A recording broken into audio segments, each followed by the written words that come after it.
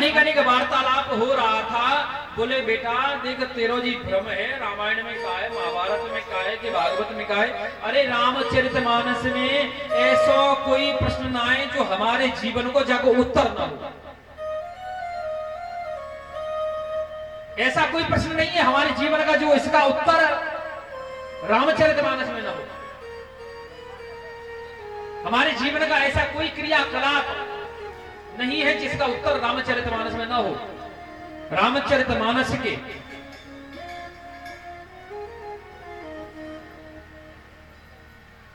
9,209 चौपाई, 1072 दोहा, 234 छंद, 27 श्लोक, ऐसा कोई नहीं है जिसका उत्तर है जिनमें हमारे जीवन का कोई उत्तर न हो। आपस में वार्तालाप चल रही, ध्यान देना रामचरितमानस पढ़ने से कितने लाभ है। अच्छा सही बताना, आप लोग कौन कौन घर में रामचरितमानस आज भी पढ़ा जाता है? पढ़ा जाता है नित्य प्रति?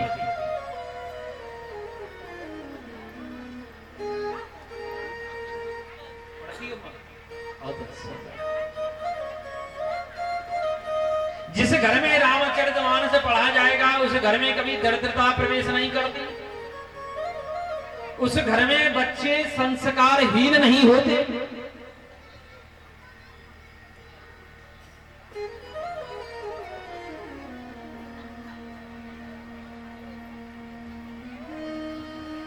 रामचरितमानस की जब आपस में जब साधु की वो दोनों पति पत्नी मजाक कर रहे थे, सूर आपस में वार्तालाप हो रही, इतनी देर में ट्रेन का अनाउंस हुआ, ट्रेन आ गई, ट्रेन में भगदड़ मची, सब लोग ट्रेन में चढ़ गए और ट्रेन खुल गई।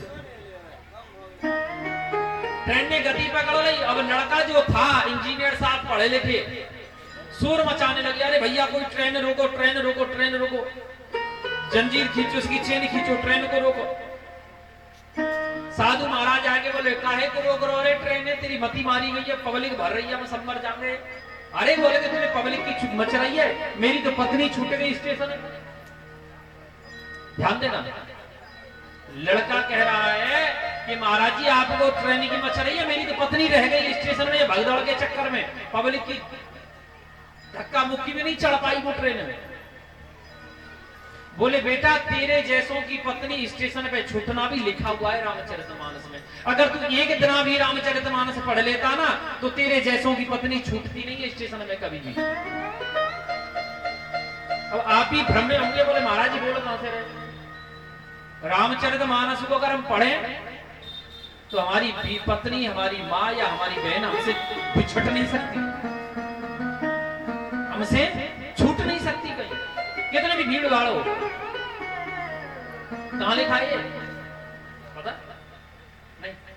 सुनो, अयोध्या कांड में जाइए।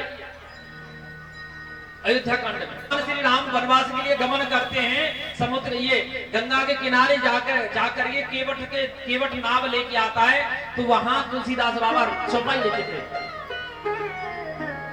कि प्रिय चढ़ाए चढ़े रघुराय, लिखी है चौपाई, लिखी है। जो रामायण पढ़ती है माते उनको पता होगा। जब केवट नाव लेके आता है, पैर पखारता है, अनेक अनेक वार्तालाप होती है उनके बीच में, तो अंत में श्री तुलसीदास बाबा लिखे कि प्रिय चढ़ाए चढ़े रघुराय, चौपाई लिखी है।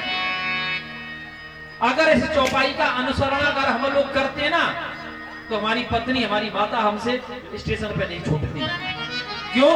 सिया चढ़ाए चढ़े रघुराई, अर्थात किसी भी वाहन में चलते समय पहले अपनी पत्नी को चढ़ाना चाहिए, उसके बाद स्वयं चढ़ना चाहिए। उतरते समय पहले पत्नी को उतारना चाहिए, उसके बाद स्वयं उतरना चाहिए। अगर इस चौपाई का अनुसरण करते तो स्टेशन में पत्नी नहीं छूटती।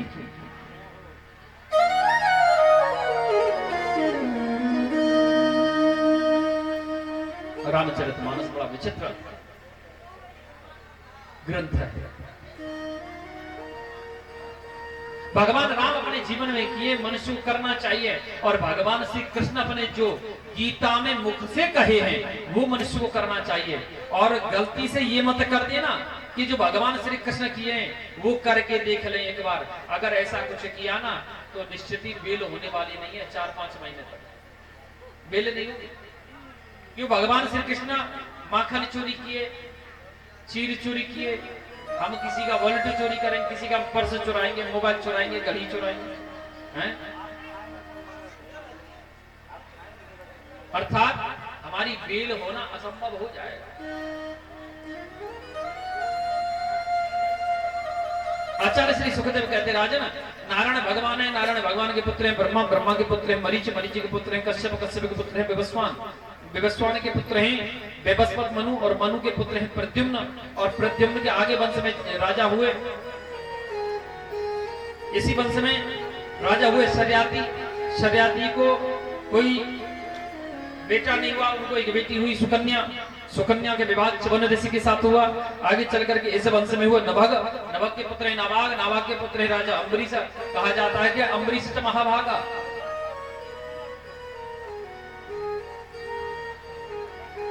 आगे चल करके इसी वंश में राजा युवनाश हुए। युवनाश के पुत्र है मानधाता। मानधाता के पुत्र है राजा त्रिवदन। त्रिवदन के त्रिशंकु। त्रिशंकु के राजा हरिश्चंद्र। हरिश्चंद्र के राजा बाहुक।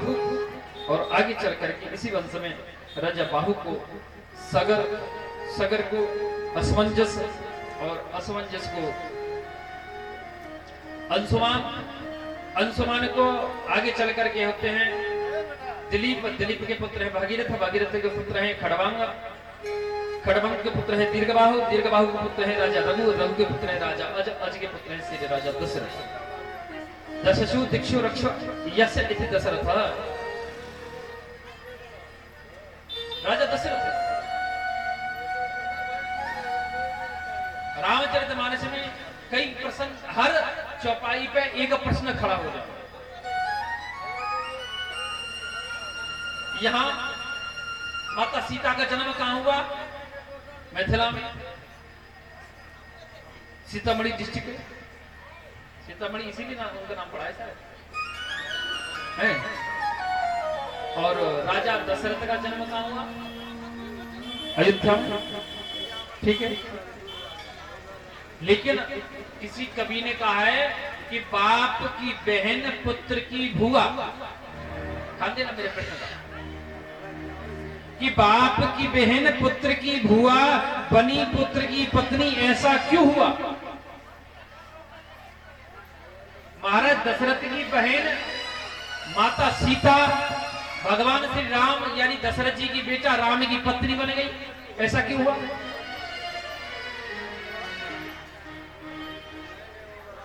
तो आप लोग कहोगे हमारे महाराज जी का पागल है होगा।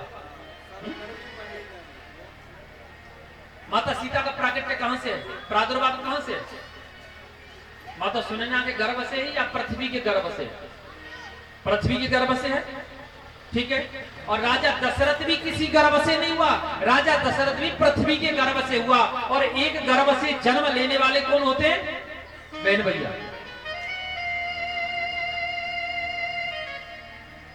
माता सीता लक्ष्मी है। और जब माता लक्ष्मी ने समुद्र मंथन के समय समुद्र से प्राकट्य हुई तो उनके साथ मंगल ग्रह, मंगल आया। मंगल आया, नवग्रह में से मंगल पैदा हुए। जब माता सीता का विवाह हुआ, लावा देने का समय जब आया तो लावा देने के लिए कोई था ही नहीं भैया। तो जब श्री देव मंगल देव आकर के माता सीता का लावा दिया।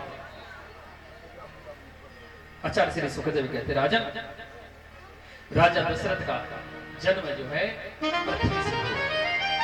इसका एक विलक्षण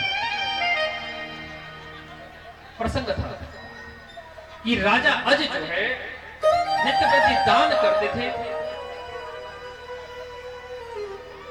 राजा अज दान करते थे, लेकिन जब दान करते थे ना तो एक दान लेते समय एक ब्राह्मण नित्य प्रति उनकी लाइन में लगता और जब लेते लेते लेते लेते दान लेने का नंबर जब उस ब्राह्मण का आता तो वो दान स्वीकार नहीं करता, दान को बगैर लिए खाली हाथ घर चला जाता। और पत्नियां होती सब घर में एक जैसी, लगभग लगभग माताएं सब घर में एक जैसी होती। पति देव संध्या को कमाई के लाए तो ठीक ठाक, और नहीं कमाई के लाए ना तो पता नहीं पति देव को साथ में भोजन मिलेगा कि ना मिलेगा, वो राम जी जाने।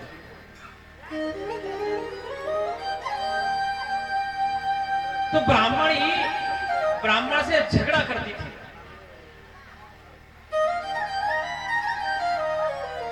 बोले देखो एक गनौली के सबरे बामन बाहर से दान ले लेके कमा के कोई नौकरी करो कि कछु करो है,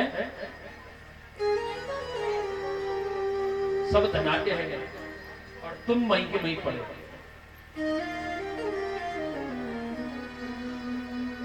बोले देवी संतोषी सदा सुख, संतोष का कल्याण होगा। एक दिन राजा अज के भी मन में एक प्रश्न खड़ा हुआ, प्रश्न उठ गया कि ये ब्राह्मण नित्य प्रति दान लेने आता है, जब दान लेने का नंबर आता है दान नहीं लेता है, खाली हाथ चला जाता है। एक दिन राजा अज से रहा नहीं गया, उसने पकड़ लिया। बोले ब्राह्मण देवता हे विप्रवर, आप दान क्यों नहीं लेते? आते हैं दान लेने के लिए लेकिन खाली हाथ जाते हैं। बोले हे राजन धनरेश, आप जो दान करते हैं ना वो प्रजा का धन दान करते हैं। प्रजा का धन तो मैं प्रजा से ले सकता हूं, अगर दान करना है तो आप अपना धन दान कीजिए तो मैं स्वीकार कर लूंगा। वही हुआ। राजा अज को बड़ी गिलानी होने। राजा अज क्या किए, ये रात में मजदूर का भेष बनाए, मजदूर बन करके लोहा पीटने वाले लोहार के यहाँ जा करके और लोहा पिटाई किए, रात भर मजदूरी किए। सुबह का टाइम होने लगा तो 1 सोने का रुपया, 1 सोने का टका उनको मिला और अपने महल में आए। प्रातः काल हुआ, सूर्योदय के साथ दान बांटना प्रारंभ हुआ। अब दान बांटना प्रारंभ हुआ, वही ब्राह्मण लाइन में लगा है। जब वो ब्राह्मण का नंबर आया तो राजा अज निकाल करके वो रुपया और सोने का मोहर और ब्राह्मण को दान कर दिया। बोले हे ब्राह्मण देवता, ये मेरा अपना धन है, मेरा अपना धन है।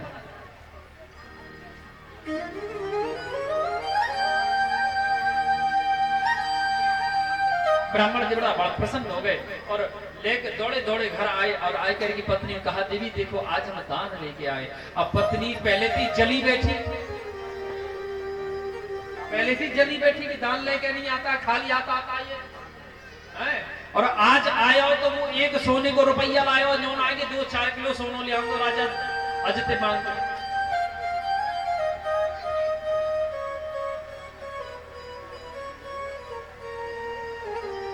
लेकर के ब्राह्मणी ने वो रुपया मारे और फेंक के क्रोध में। इधर राजा अज के मन में आया कि वशिष्ठ जी से बोल करके कि गुरुदेव चौथापन आ गया, संतान नहीं।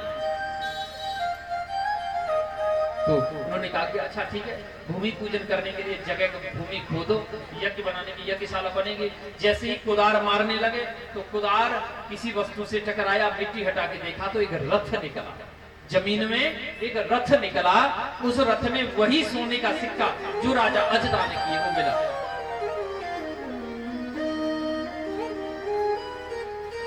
फिर वशिष्ठ जी कहे और खोदो, और खोदे तो राजा अज जो दान करते थे, किसी में हीरा, किसी में जवाहरात, किसी में पन्ना, किसी में सोना, किसी में चांदी, किसी में अन्न, किसी में वस्त्र, किसी में धन, अनेक वस्तु निकलती चली गई।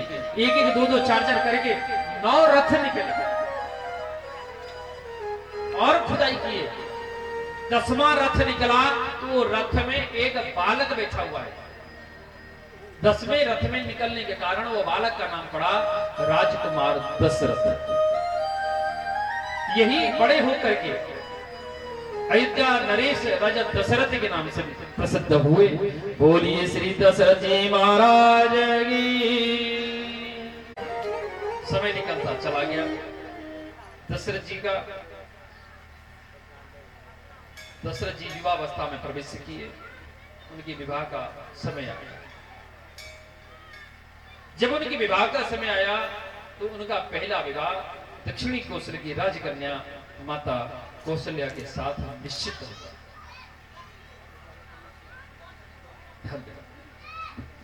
माता कौशल्या के साथ निश्चित हुआ। लंकापति रावण को माता कौशल्या के बारे में समाचार मिला। नारद जी जाके बता दिए। बोले नारद जी कहे, रावण दक्षिणी कौशल की राजकन्या कौशल्या के गर्भ से जो पुत्र जन्म लेगा ना, वो तेरा काल होगा। तो कहा कंस की तरह, वो जब कौशल्या जीवित न रहेगी तो संतान कहां से होगी। जा करके दक्षिणी कौशल से माता कौशल्या को हरण किया और लकड़ी के बक्सा में बंद करके और समुद्र में फेंक दिया। ये समाचार अयोध्या में फैल गया कि राजवधू का विवाह से पहले ही अपहरण हो गया। राजवधू का अपहरण हो गया। श्री राजा दशरथ दुखी हो गए। सुमंत जी को लेकर के और सरयू में नौका विहार करने लगे। प्रभु की इच्छा होनी बड़ी बलवान होती है। तूफान आ गया, नदी का बहाव ज्यादा तेज होने लगा, नाव बहने लगी। सरयू का जल आगे चल करके गंगा में गिरता है, वो नाव गंगा में गिर गई। गंगा से और तेज बहाव पड़ गया, गंगा का जल सीधा समुद्र में जाके गिरता है। नाव जैसे ही समुद्र में गई तो उलट गई। उलटने से दोनों लोग नीचे पानी में डूबने लगे। बोले दशरथ जी बोले कि सुमंत, लगता है आज प्राण नहीं बचेगा। बोले महाराज, अगर वो देखो एक लकड़ी का बक्सा जैसे दिखाई दे रहा, बहता हुआ टोकरी जैसे दिखाई दे रही है, अगर हम उसको पकड़ते तो शायद किनारे लग जाएं। दोनों लोग जा करके पकड़ लिए। लहर के सहारे से लकड़ी का बक्सा किनारे में लगा, और जब किनारे में लगा तो किनारे में लगने से दोनों लोग सुमंत श्री राजा दशरथ सुरक्षित हो गए। जैसे ही ताला तोड़ के देखा तो माता कौशल्या निकली। माता कौशल्या को देख करके श्री दशरथ जी बड़ा प्रसन्न हुए और माता कौशल्या को दक्षिणी कौशल भेजे। तो पहला विवाह माता कौशल्या के साथ संपन्न हुआ। बोलिए कौशल्या मैया की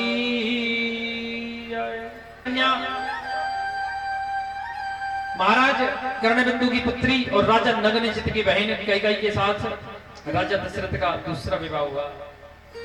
संबत पंचक तीर्थ की राजकन्या माता सुमित्रा के साथ महाराज दशरथ का तीसरा विवाह हुआ।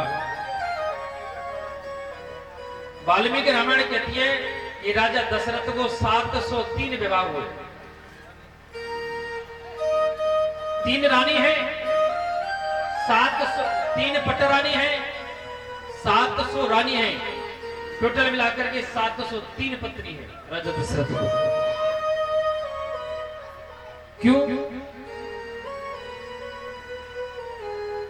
क्योंकि जब राजा दशरथ राम जी की बारात लेके मिथिला में आए थे ना, तो माताओं ने गाली दी थी उनको। तो उनमें कहा था कि नारी कवच, नारी कवच नाम से पुकारा गया था राजा दशरथ को।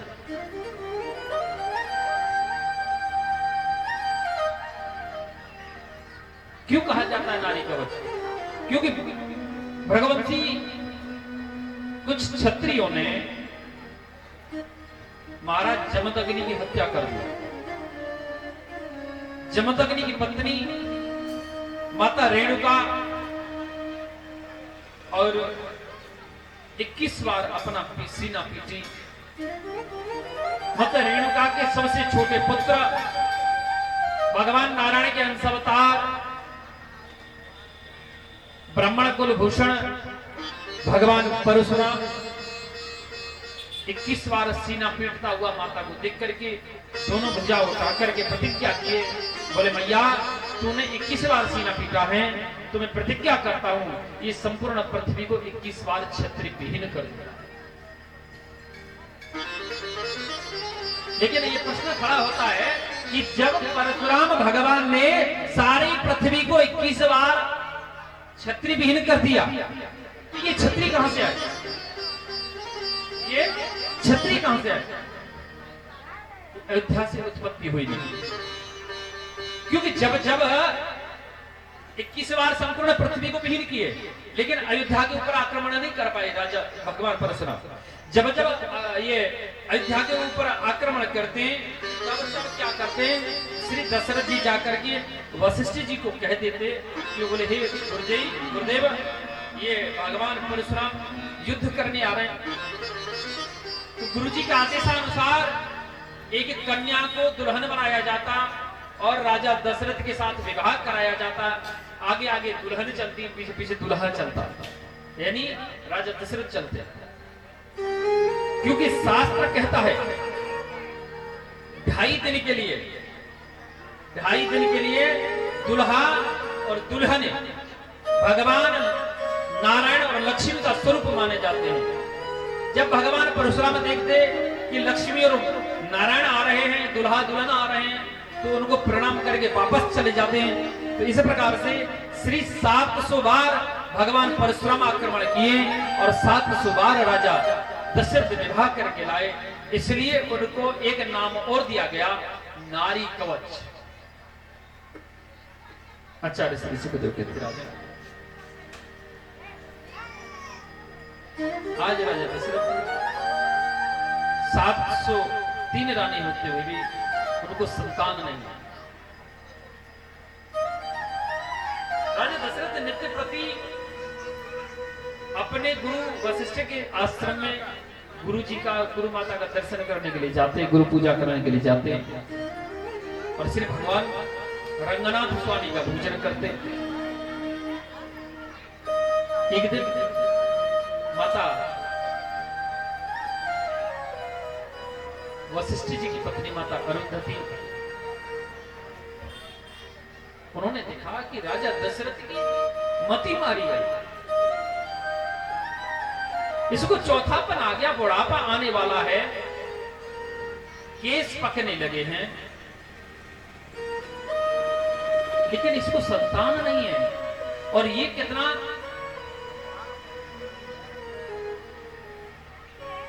कठोर हृदय का है जो अपनी संतान होने के लिए अपने गुरु यानी मेरे पति देव को प्रार्थना भी नहीं करता, कहता भी नहीं। अब माता होकर के कैसे राजा दशरथ को कहें कि आप अपने गुरु जी के पास जाओ, संतान का कोई उपाय पूछो, ये मर्यादा उल्लंघन है। माता अरुंधति क्या करती, जैसे ही दशरथ जी माता अरुंधति को दर्शन करने आते तो माता अपने बेटा को चूटी काट लेती, जिससे उनका बच्चा रोने लग जाता। बच्चा रोने लग जाता तो राजा दशरथ पूछते, हे गुरु माता, गुरुपुत्र को क्या कष्ट है? बोले राजन पता नहीं क्या कष्ट है। एक दिन, 2 दिन, 4 दिन, 10 दिन राजा दशरथ ने यही देखा तो राजा दशरथ क्या किए, इस बात को निश्चित कर लिए कि जब जब मैं यहां आता हूं ना, तब ये गुरुपुत्र मुझे देख करके रोता है। एक दिन जिद करके राजा दशरथ माता अरुंधति को पीछे बोले, मां, जब जब मैं यहां आता हूं तब ये गुरुपुत्र मुझे देख करके रोते हैं, क्या कारण है? ये गुरुपुत्र रोते क्यों हैं? क्या बात है? तब माता अरुंधति कही, बोले राजन सुनो, आपके गुरुपुत्र इसलिए रोते हैं कि इनके पिता महर्षि वशिष्ठ आपके गुरु हैं और ये इनके पुत्र हैं। जब ये बड़े हो जाएंगे तो ये किसके गुरु बनेंगे? ये किसके गुरु बनेंगे? ये इसलिए रोते हैं क्योंकि तुम्हारे तो कोई संतान है नहीं। ये बात देख करके राजा दशरथ को बड़ी कष्ट हुआ। तब इस बात को तुलसीदास बाबा चौपाई के द्वारा रामचरितमानस में लिखे।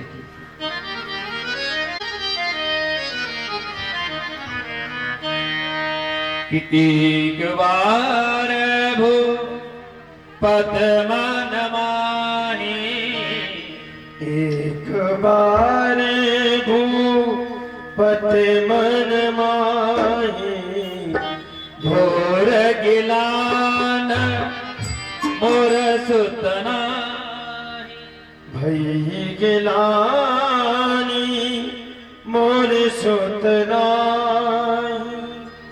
एक बार भूपत मन माही, एक बार भूपत मन माही, एक बार भूपत मन माही, एक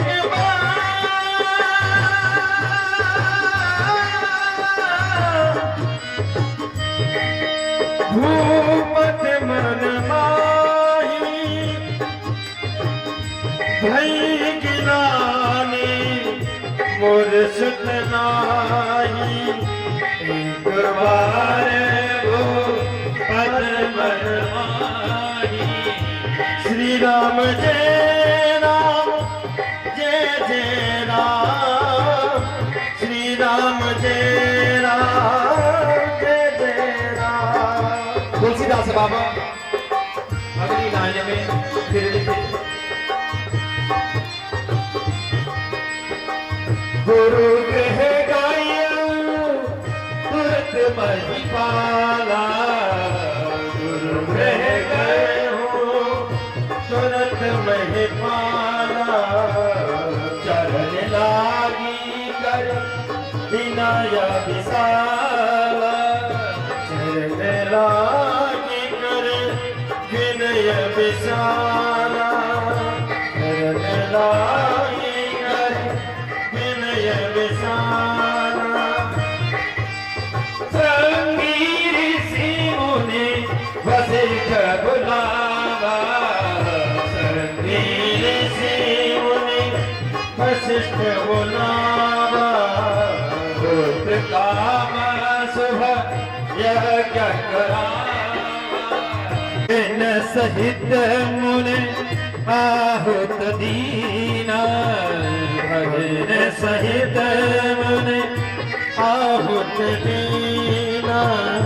प्रगति अगन चरु फल लीना, प्रगति अगन चरु फल लीना, प्रगति अगन चरु फल लीना।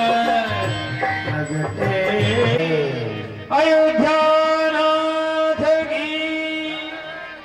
इस प्रकार आचार्य श्री सुखदेव कहते, राजन माता कुशली कौशल्या के कक्ष में शंख चक्र गदा पद्म धारण करके भगवान प्रकट हुए।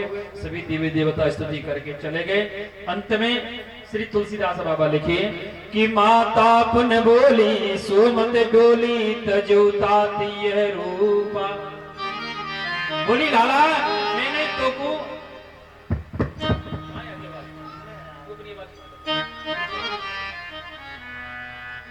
कितना जोर लगा। दशरथ के दामाद श्री श्रृंगी ऋषि को बोला कि श्रृंगी ऋषि मुनि वशिष्ठ बुलावा, पुत्र काम शुभ यज्ञ करा। महर्षि श्रृंगी को बुला करके उन्होंने भगन समेत मुनि आहुति दीना, प्रगटे अगन चरु फल दीना। श्री महर्षि श्रृंगी ने यत्न किया, यज्ञ किया और श्री अग्निदेव भगवान चरु फल लेकर के प्रकट हुए। बोलिए श्री अग्निदेव भगवान की। राजा दशरथ को चरु फल दिया। राजा दशरथ क्या किए, फल ले जाकर के चरु ले जाकर के दो भाग में बंटवारा किया। एक भाग माता कौशल्या को दिए, एक भाग माता कैकेयी को दिए, सुमित्रा को नहीं दिए। क्यों? क्योंकि जितना राजा दशरथ अपनी तीसरी पत्नी माता सुमित्रा से जितना प्रेम करते हैं, उससे कहीं गुना ज्यादा प्रेम दोनों माताएं कौशल्या और कैकेयी सुमित्रा से करती हैं। इसलिए अगर स्वयं राजा दशरथ अपने हाथ से देते तो तीनों माताओं को दिए, दोनों माता कैकेयी और कौशल्या का अपमान होता। दोनों माताओं में बंटवारा कर दिए, कैकेयी और कौशल्या को राजा दशरथ बंटवारा कर दिए। उसके बाद दोनों माताओं ने अपना अपना आधा आधा भाग निकाल करके माता सुमित्रा को दे दिया, जिससे तीनों माताएं गर्भवती हो गई। तीनों माताएं गर्भावस्था में आ गई। तुलसीदास बाबा कहने लगे इस बात को कि जा दिन ते हरि घर भैया सकल लोक सुख संपत्ति छाय कि नौमी तिथि मधुमास पुनीता शुक्ल पक्ष अभिजित हरि प्रीता शुक्ल पक्ष अभिजित हर प्रीता। नौमी तिथि है चैत्र का महीना, शुक्ल पक्ष, नौमी तिथि और दोपहर के 12 बजे, दोपहर 12 बजे तो माता कौशल्या के कक्ष में शंख चक्र गदा पद्म धारण करके नारायण भगवान का प्रादुर्भाव हुआ, प्रकट हुए। माता ने उनकी स्तुति करी। इधर आकाश में समस्त देवी देवता आकर के भगवान की स्तुति किए। चलिए पहले हम और आप मिलकर की स्तुति कर लेते हैं, फिर उसके बाद जो है हमें कथम रह गयो तुरत महिपाला चरण लागे करी विनय विशाल।